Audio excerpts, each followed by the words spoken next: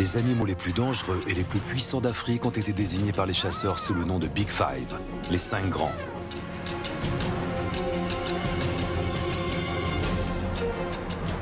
En Amérique du Sud, 5 espèces sont emblématiques de la faune sauvage.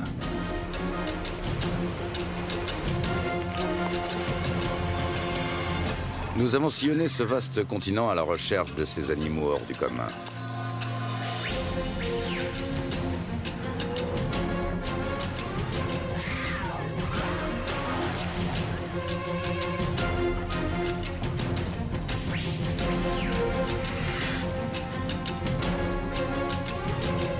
Des guides expérimentés nous ont amenés jusqu'à eux pour mieux vous les faire découvrir.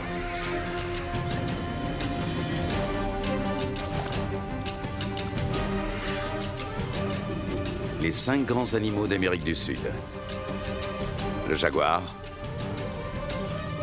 le tama noir, la loutre géante, l'ours à lunettes et l'anaconda.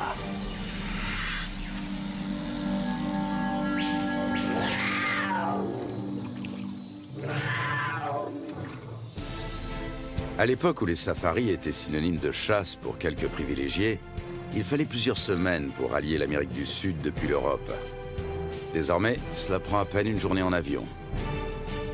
Notre voyage nous emmène dans le nord du continent, vers un animal aux dimensions colossales et à la force herculéenne.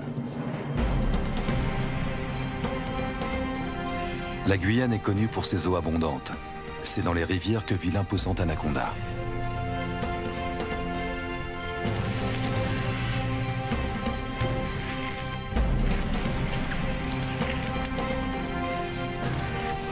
Vénéré et craint, mi-dieu, mi-démon, il règne en maître sur ce paradis aquatique. C'est ici qu'il entraîne tous ceux qui ont le malheur de céder à son emprise.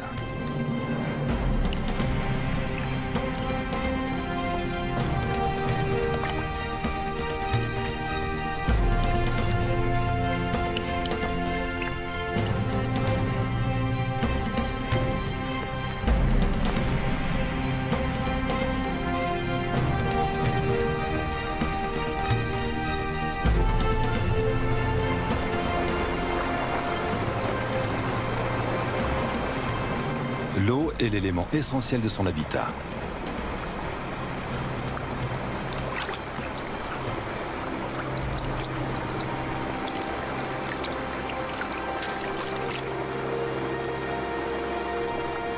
L'anaconda apprécie les environnements humides au même titre que le tapir et ses 300 kilos. Et le caïman noir qui mesure jusqu'à 7 mètres de long.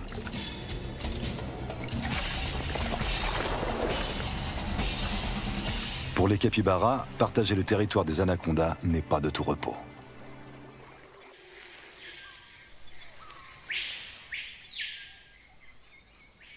Lutz Dierksen est biologiste.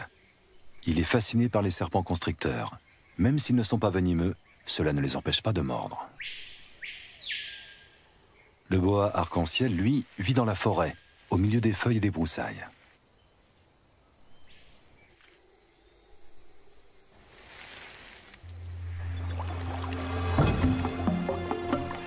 Dès 4 heures du matin, nous avons commencé à charger les 3 bateaux avant de nous mettre en route, à la recherche du grand anaconda.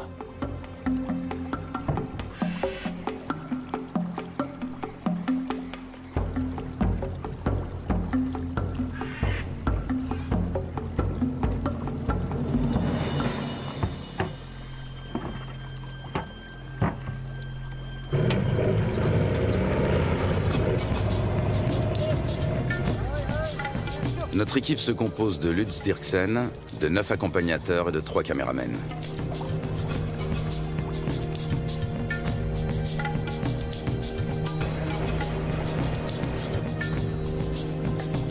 Même en pleine saison sèche, le niveau de l'eau est toujours très élevé. C'est de plus en plus souvent le cas ces dernières années. Pas un seul banc de sable isolé où les animaux pourraient prendre le soleil. Apercevoir des anacondas s'annonce difficile.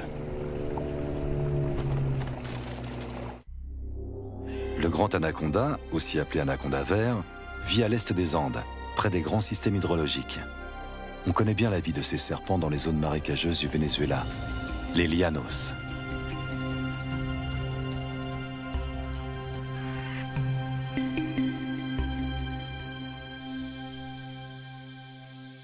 Là-bas, les anacondas mesurent rarement plus de 4,5 mètres de long.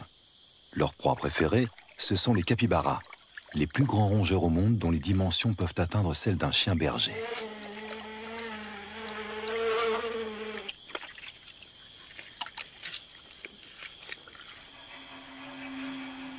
Pendant la saison sèche, la savane se transforme. Les lacs deviennent de vastes champs de boue durcie.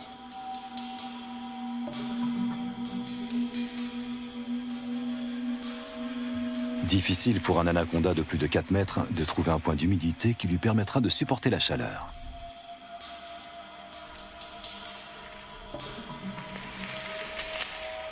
Les petits spécimens ont moins de mal à survivre.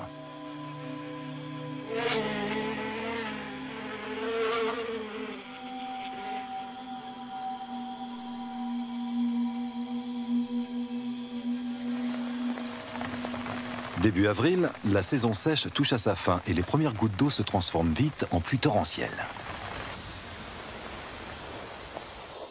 En à peine quelques jours, les étendues asséchées se gorgent d'eau.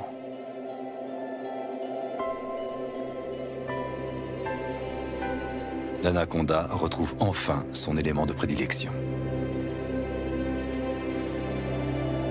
De toutes parts, la savane verdit et renaît à la vie.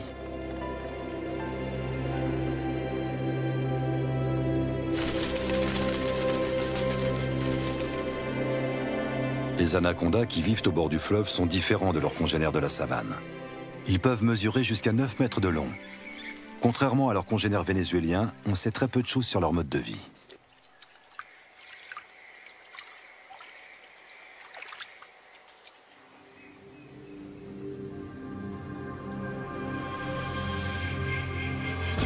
Notre première journée de voyage touche à sa fin à Riwa, le dernier village qui borde la rivière.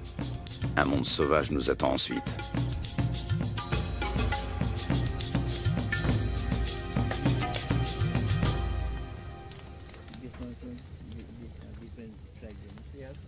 À la lueur du feu de camp, un vieux chasseur nous raconte la légende du matapi.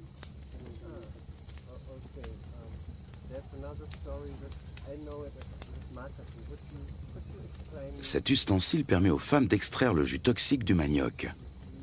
L'idée en est venue à un chasseur alors qu'il observait un anaconda en train de se nourrir.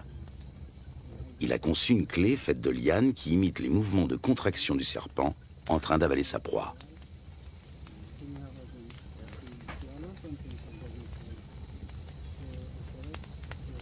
Fascinant. Tout autant que le ciel qui brille de 1000 étoiles au-dessus de nos têtes.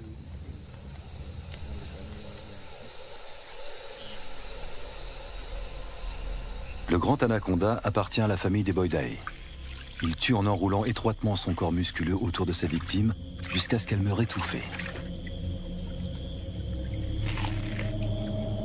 Ses dents sont orientées vers l'arrière, ce qui lui permet de la maintenir, sans toutefois la découper. Il n'a donc pas d'autre choix que de l'engloutir en une seule fois.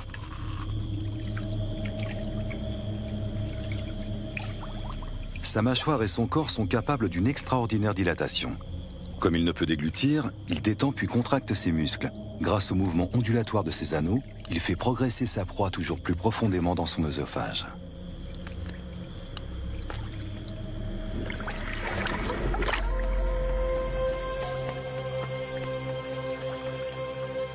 Un groupe de becs en ciseaux prend son envol dans la lumière du petit matin.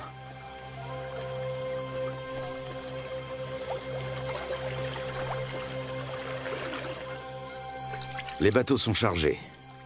Un rapide petit déjeuner, puis il faut repartir.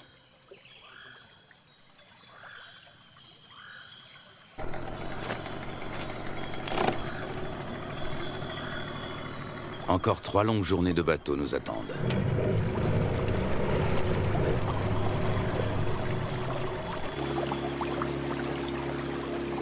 Notre objectif, un territoire inexploré situé en amont de la rivière. Il y a 2 ans, des chasseurs y ont observé des anacondas de plus de 6 mètres de long. Lutz Dirksen a l'intention de remonter cette piste. Il souhaite également réaliser la cartographie des espèces que l'on peut rencontrer dans la région. Plus nous progressons et plus la nature nous semble vierge.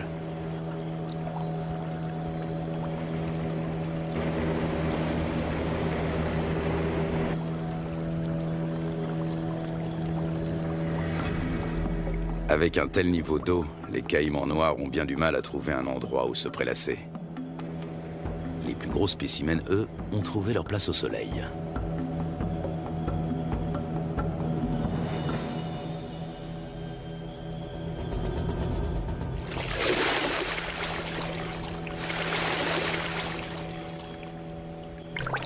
Le caïman noir est le plus gros prédateur du continent. Ses mensurations, 7 mètres de long pour 100 kilos. Des écailles viennent agrémenter sa tête et son dos.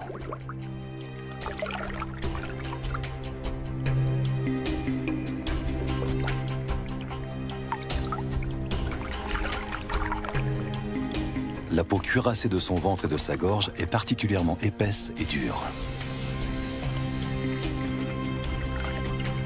Sa mâchoire supérieure est typique de son espèce. Toute dent qui tombe repousse invariablement. Les petits points qui ornent son museau sont autant de récepteurs ultrasensibles qui lui permettent de localiser ses proies. Au fil de l'évolution, les crocodiliens, dont font partie les caïmans, ont su imposer leur domination. Après plusieurs heures de trajet, une pause est la bienvenue. C'est Lutz Dirksen qui tient le journal de l'expédition. Ses observations précises sur les espèces rencontrées lui seront plus tard d'une grande utilité. Notre campement sur la rive a éveillé l'intérêt des caïmans. Prudemment, mais non sans une certaine curiosité, ils viennent y voir de plus près.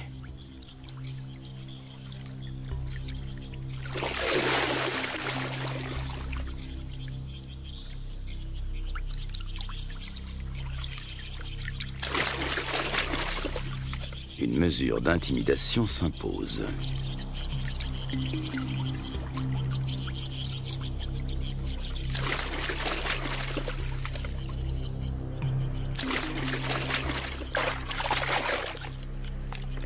Dans l'eau, le caméraman se fait tout petit.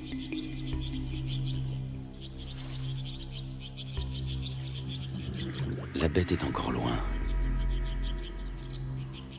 Comment l'attirer sur un banc de sable pour mieux l'observer? La prudence est de mise. Le caïman commence par suivre le comportement des vautours. Une fois sûr qu'aucun danger ne menace, il vient récupérer les restes de repas que nous avons disposés en guise d'appât.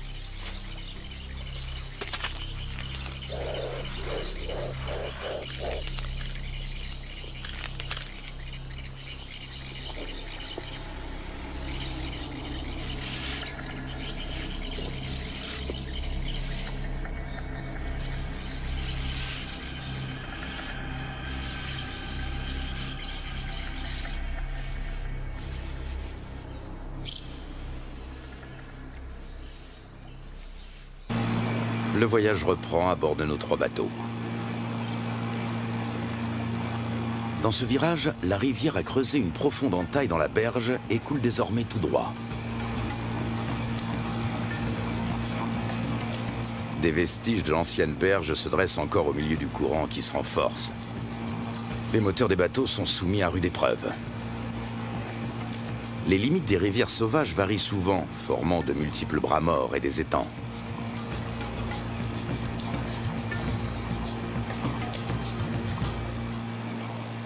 L'après-midi suivant, nous croisons une famille d'otaries géantes. Les Indiens les attirent grâce à un cri bien particulier.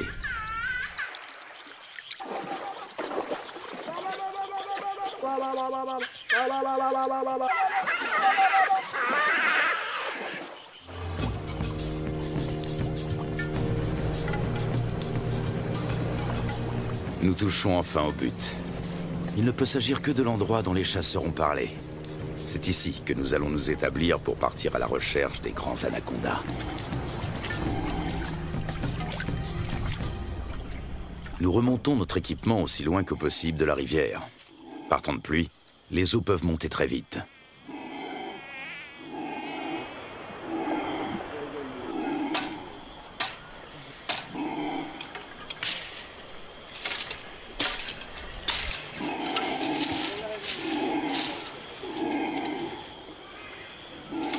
Sous les cris de protestation des singes hurleurs, nous installons 4 bâches imperméables.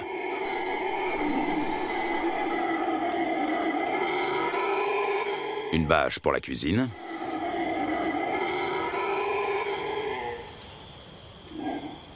Une pour l'équipement de tournage.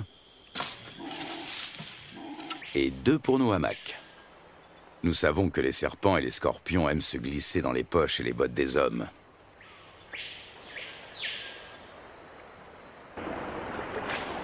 Du poisson frais vient compléter nos rations de riz, de pâtes et de haricots.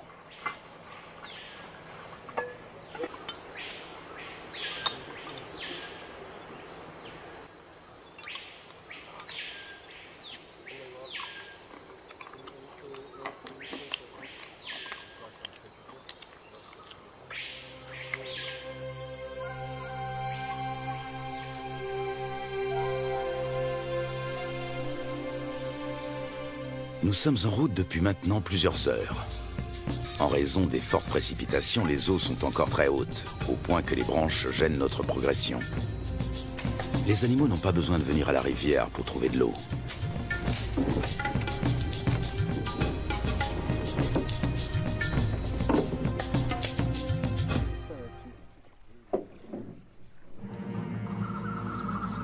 Durant la saison des pluies, les anacondas suivent l'eau jusque dans la forêt. Ils passent toute leur vie dans les marécages. Même leur venue au monde a lieu en milieu aquatique. Dans le corps de leur mère, les embryons grandissent à l'intérieur des œufs. Lorsque ceux-ci sont prêts à éclore, les jeunes s'extirpent de la coquille avant d'être sortis du ventre de la mère. Ils naissent ensuite sous forme de petits serpents parfaitement développés. Ils sont tout de suite dans leur élément. Le nombre de jeunes dépend du gabarit de la mère. Chez une grande femelle, une portée peut compter plus de 80 serpenteaux.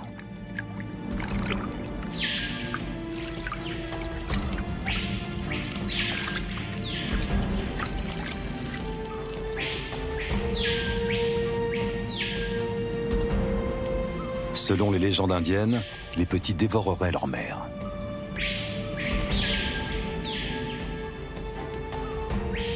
Un certain nombre de serpenteaux s'éloignent quelques minutes à peine après leur naissance. Ce sont déjà des prédateurs à part entière avec un redoutable instinct de chasseur.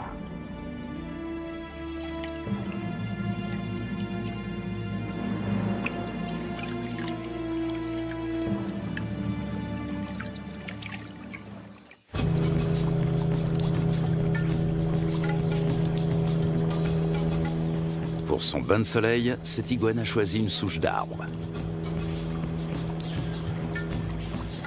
Nous tentons notre chance dans un petit cours d'eau.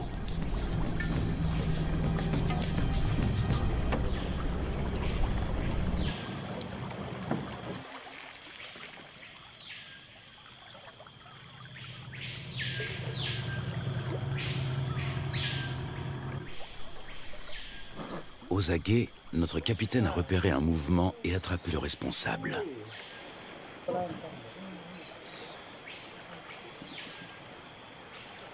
Un jeune anaconda.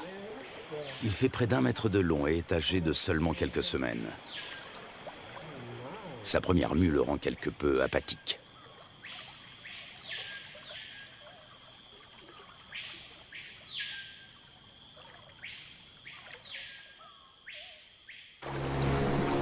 De retour à bord du bateau, le soleil se fait brûlant.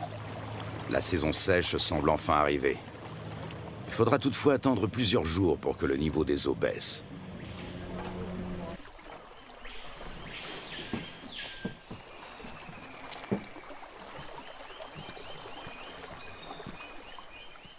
Pour se frayer un chemin sans machette, il faut suivre les pistes régulièrement empruntées par les animaux.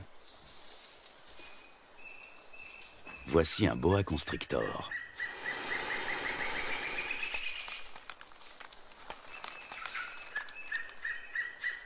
Nous sommes trop grands pour lui servir de proie, mais cela ne l'empêche pas d'essayer de nous intimider. Lutz Dirksen connaît bien le comportement des serpents. D'une main experte, il attrape doucement mais fermement l'animal derrière la tête. Le boa constrictor est un cousin terrestre de l'anaconda. Celui-ci mesure près de 3 mètres. Il s'agit clairement d'une femelle.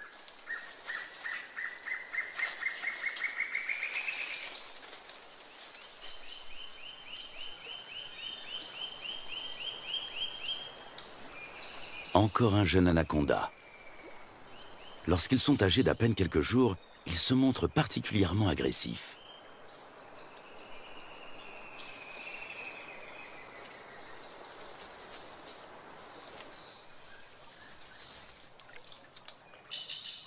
De retour au camp, Lutz Dirksen complète son journal.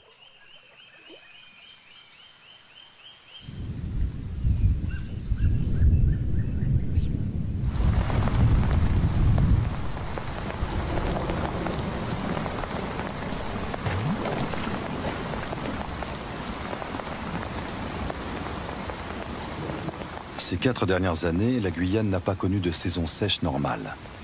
Le manioc a même pourri sur pied.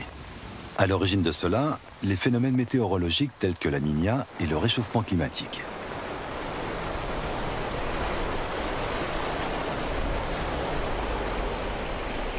Des pluies torrentielles viennent grossir les cours d'eau. En quelques heures à peine, le niveau peut monter de plusieurs mètres.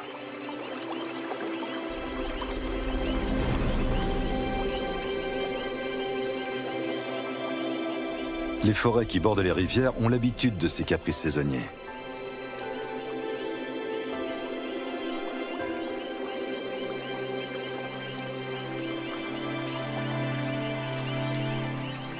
Les caïmans suivent eux aussi l'eau dans la forêt.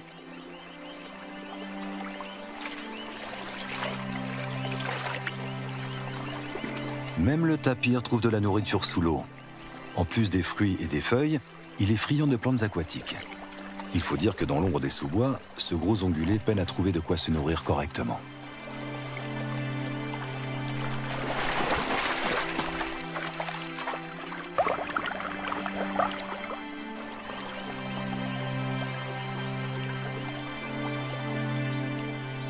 D'autres, en revanche, tentent d'éviter l'eau.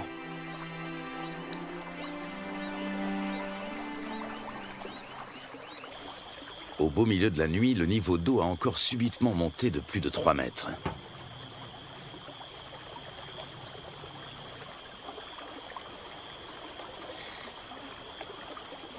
Nous sommes parvenus à mettre en lieu sûr la plupart de nos provisions, et surtout nos bateaux.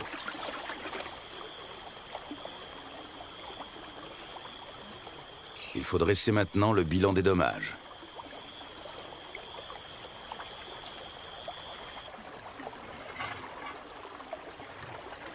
Tout est humide, voire trempé. Même notre matériel de tournage doit être séché.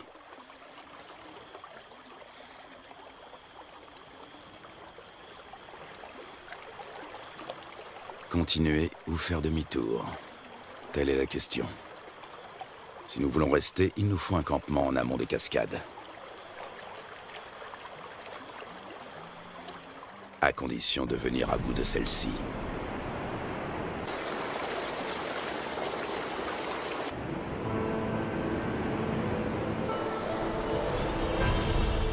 Rapides et cataractes sont fréquents en Guyane. Ils forment un habitat aquatique à part.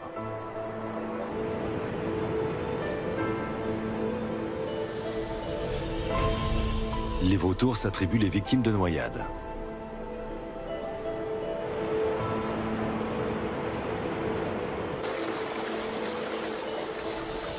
Dans les zones plus paisibles, les hérons se régalent d'escargots et de petits poissons.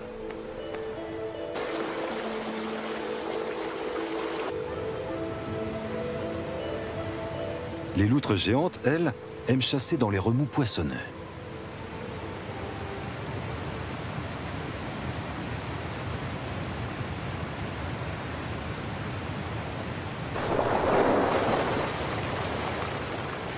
C'est là également que l'oiseau serpent vient pêcher de petits silures. Nous sommes sur le territoire du jacara, la seule espèce de caïman qui évolue dans ces eaux torrentielles. Il est nettement plus petit que le caïman noir.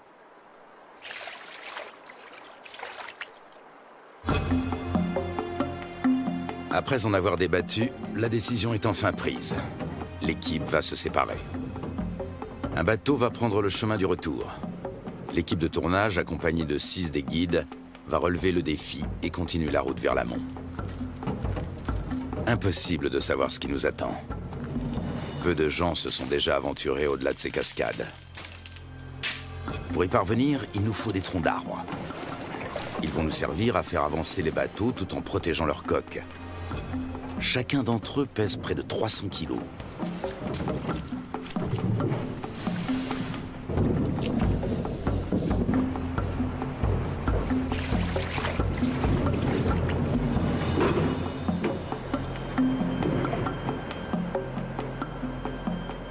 Lutz Dirksen repère un cousin de l'anaconda. Il s'agit d'un Corallus hortulanus qui vit dans les arbres.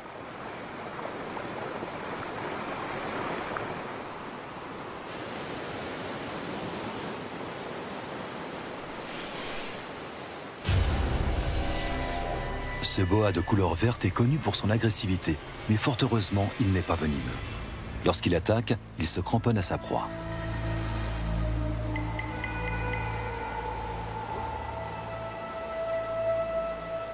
Au niveau de sa lèvre supérieure, on distingue ses fossettes sensorielles. Il s'agit de détecteurs de chaleur qui l'aident à repérer ses victimes, même de nuit.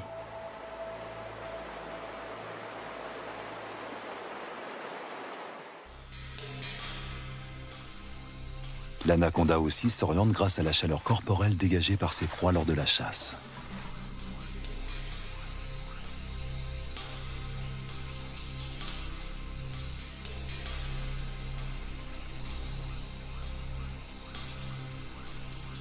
Peut-être distingue-t-il le paca comme à travers une caméra infrarouge.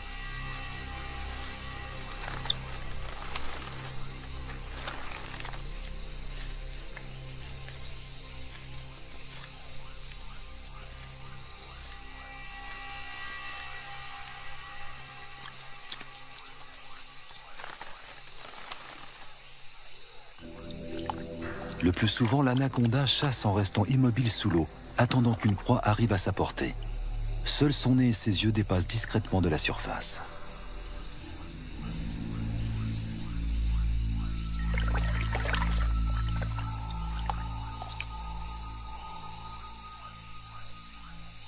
Avec sa langue fourchue, il détecte la moindre odeur.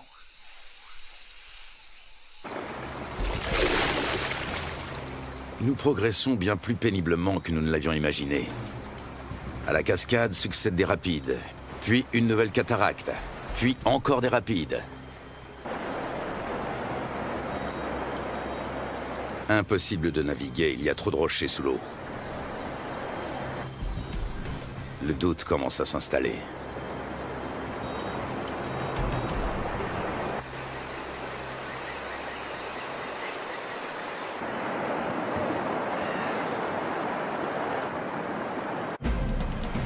Dans le cours supérieur, les eaux sont particulièrement impétueuses.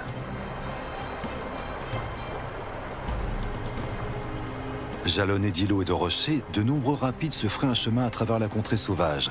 Souvent, ils sont impraticables sur plusieurs kilomètres.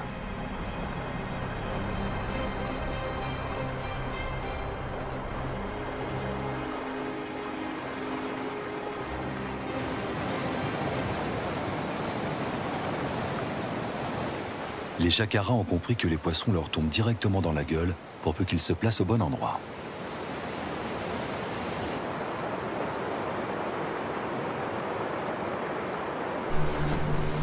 Au bout d'à peine quelques centaines de mètres, une nouvelle cataracte nous ferme le passage. Une fois de plus, impossible de passer.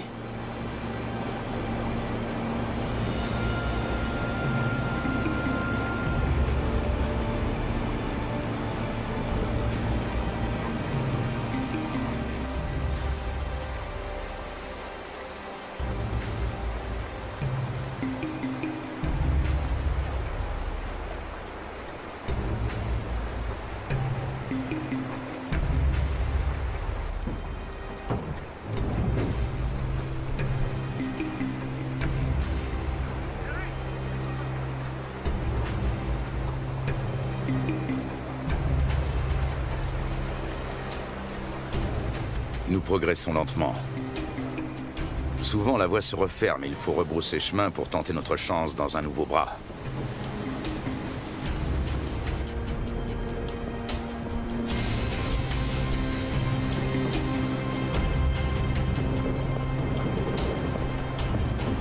Il nous aura fallu une journée entière pour parcourir 500 mètres.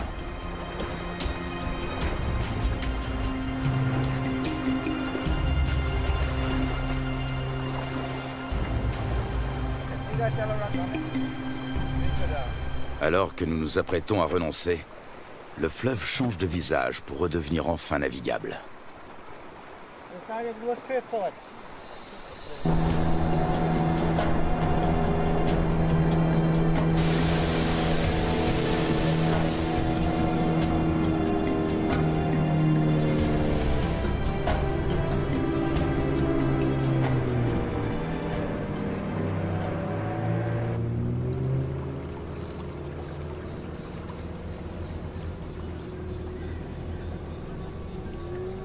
Devant nous, la rivière se dédouble.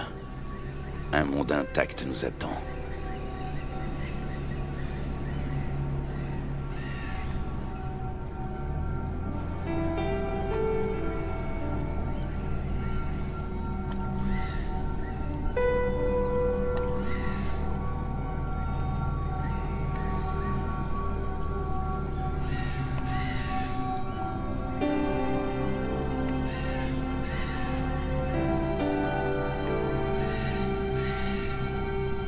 Le lendemain, un nouveau campement est monté.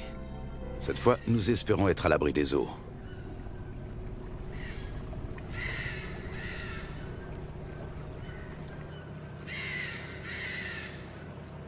Non loin de notre campement, nous tombons sur un groupe de capybaras. L'un d'entre eux arbore sur le flanc une tache rougeâtre qui ressemble fort à une morsure fraîche.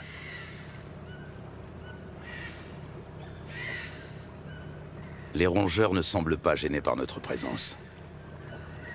Ailleurs, ils se montrent plus farouches. Ici, ils ne redoutent que le jaguar et l'anaconda. Et puis, au milieu d'un enchevêtrement de branches, il est là, immobile. Il a pourtant perçu notre présence depuis un bon moment.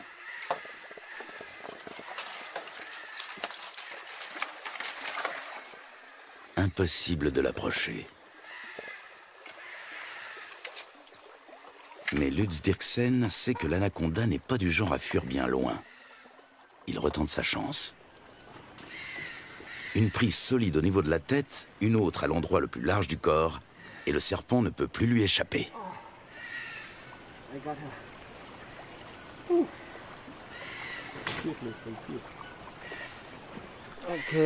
On va le mesurer. Lutz Dirksen fait de la recherche fondamentale. Il réunit des informations sur la taille, la couleur et la répartition des serpents. Il est l'un des plus grands experts de l'anaconda. Personne n'a jamais examiné d'aussi près ce spécimen aquatique.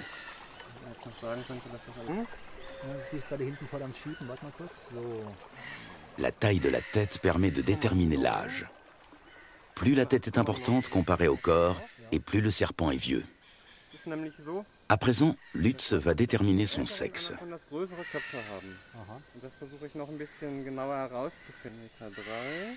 Il s'agit d'un mâle. Après l'avoir mesuré sous tous les angles, nous le relâchons.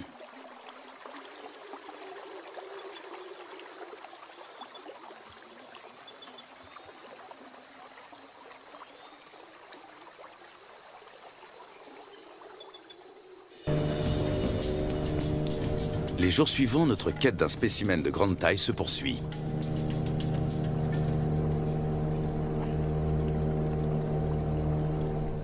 Les pêcheurs de l'équipe ont découvert un grand anaconda, mais celui-ci a aussitôt replongé.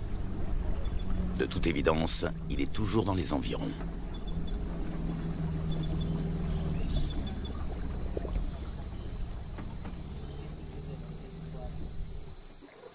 Nous décidons de passer le coin au peigne fin.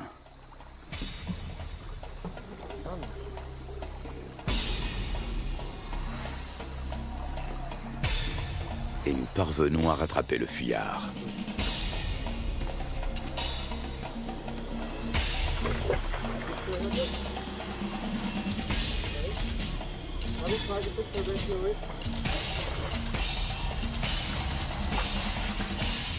Ce serpent va à son tour être mesuré.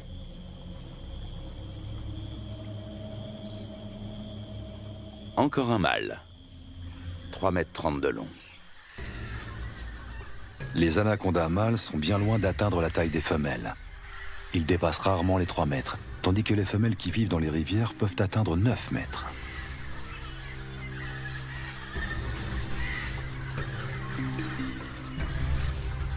Les mâles trouvent les femelles prêtes à l'accouplement en suivant les phéromones qu'elles émettent.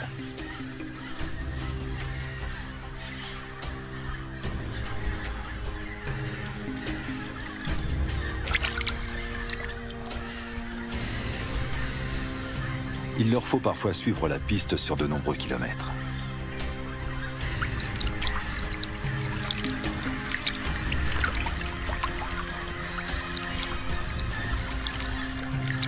Il arrive que plus d'une douzaine de mâles s'enroulent autour d'une même femelle. En ondulant, ils tentent de repousser les assauts de leurs rivaux.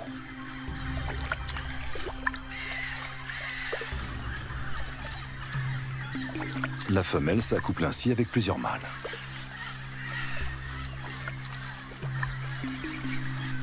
Dans les mythes indiens, l'anaconda à plusieurs têtes est une divinité récurrente. Cet enchevêtrement amoureux en est peut-être l'origine.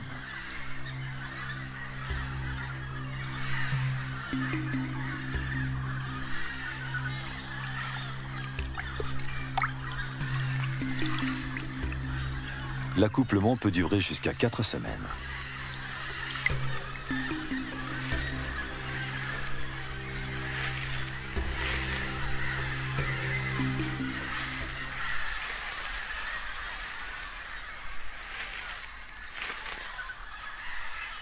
Les mâles repartent ensuite, chacun de leur côté.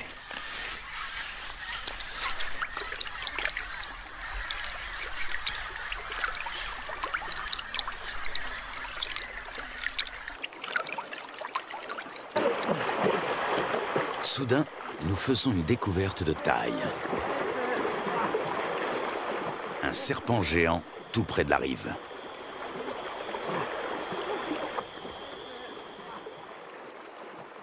Même à 4, nous avons du mal à le maîtriser. Son corps n'est qu'un unique et gigantesque muscle d'acier flexible.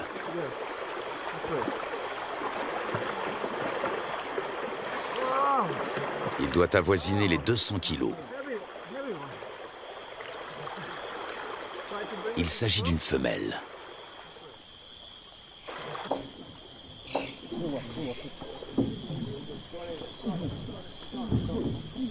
Sur la berge, nous pouvons la mesurer en toute tranquillité.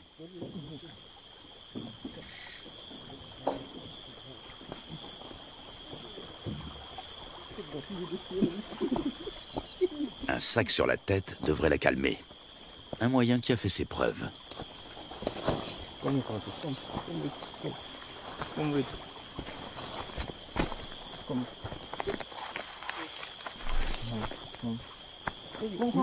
Nous parvenons à la ramener à terre sans trop de résistance. Avec sa taille, elle ne connaît plus aucun prédateur naturel.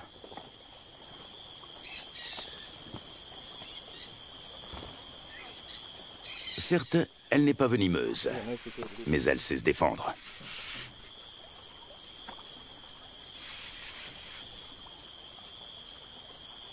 Tenez-la, pendant que je mesure.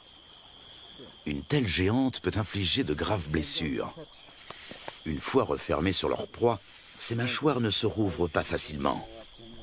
Solides, acérées et orientées vers l'arrière, ses dents sont de véritables crochets. On distingue parfaitement sa trachée située à l'avant de la gueule.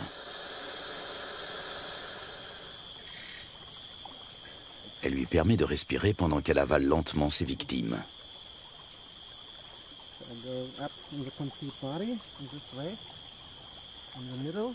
L'anaconda fait jouer ses muscles. Difficile de prendre ses mesures.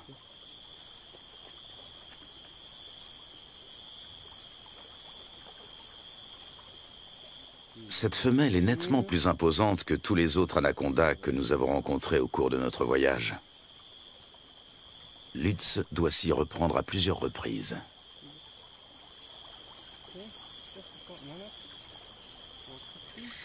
« 4,50 m. «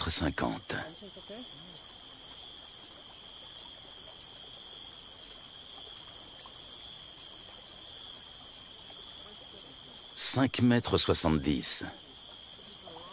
La bête mesure près de 6 mètres. Un sacré morceau.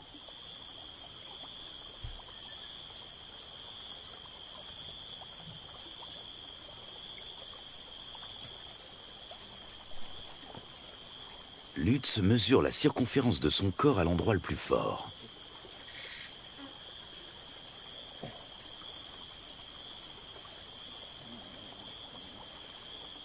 « 63 centimètres.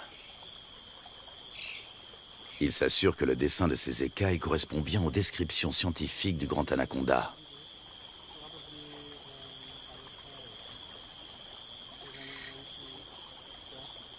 Ces plaies proviennent d'un marsupial. Il arrive que l'anaconda se blesse pendant qu'il étouffe ses victimes. Même les capybaras, les principales proies de l'animal, se défendent âprement. La chasse est risquée, même pour un grand anaconda.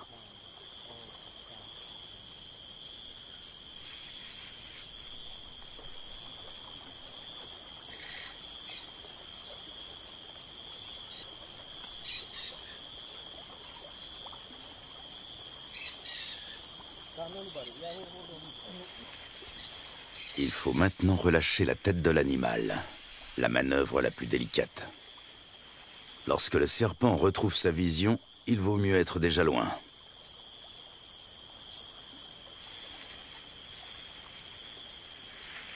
L'anaconda, le plus grand serpent du monde, est pour nous un des 5 grands d'Amérique du Sud. Un animal surpuissant, inquiétant et à la fois incroyablement paisible. Cette créature à la fois terrestre et aquatique a de quoi fasciner les hommes et leur imposer le respect.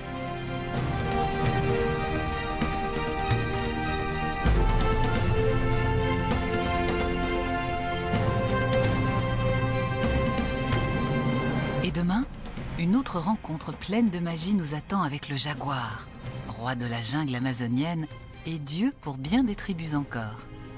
Mais pour l'heure, il y a l'actualité vue par Arte Journal.